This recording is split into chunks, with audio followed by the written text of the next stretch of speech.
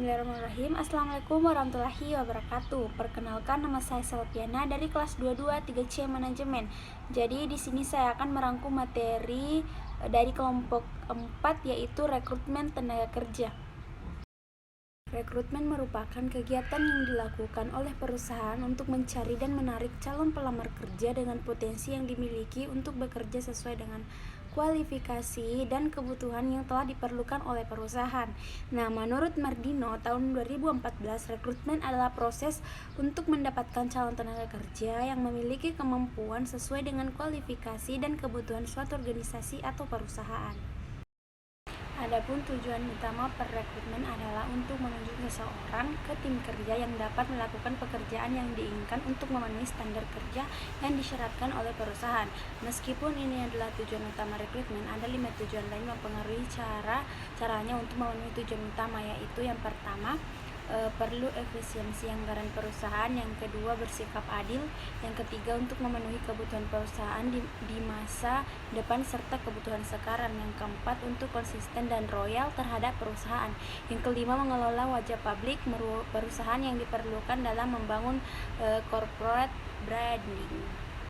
Selanjutnya ada pemanfaatan teknologi dalam Human Resource Information System. Istilah cloud muncul di awal tahun 90-an terkait layanan komunikasi data dalam telekomunikasi dengan menggunakan virtual private network.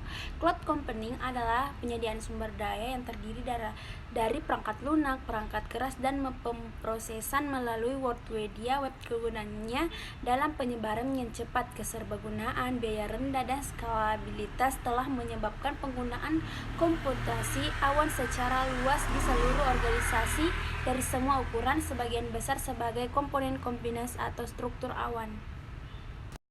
Pemanfaat teknologi dapat meningkatkan pengelolaan SDM menjadi lebih baik, setidaknya dalam 4 proses atau tugas utama. Yang pertama, selain berfungsi sebagai teknologi, rekrutmen dapat juga membantu dalam mempertahankan kandidat yang ideal, dan hal ini merupakan kunci sukses semua perusahaan yang menggunakan sistem application and products atau SAP, proses onboarding.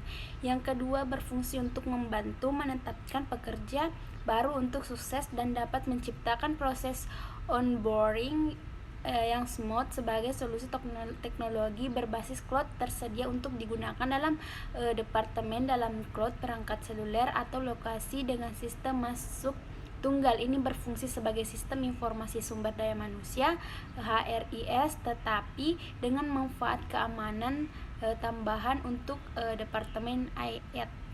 Selanjutnya, permasalahan rekrutmen. Pertama, data calon pelamar kadang kala ada yang dipalsukan dengan tujuan agar bisa lolos tes tahap administrasi. Yang kedua, terjadi penarikan karyawan yang bersifat nepotisme dan menyingkirkan mereka yang sebenarnya lebih pantas lulus. Yang ketiga, kadangkala karena lamanya kontrol seleksi, mungkinlah masuknya para pelaku kejahatan atau pelaku kriminal untuk lulus seleksi karena ia bisa dan mampu mengubah berbagai data pribadinya.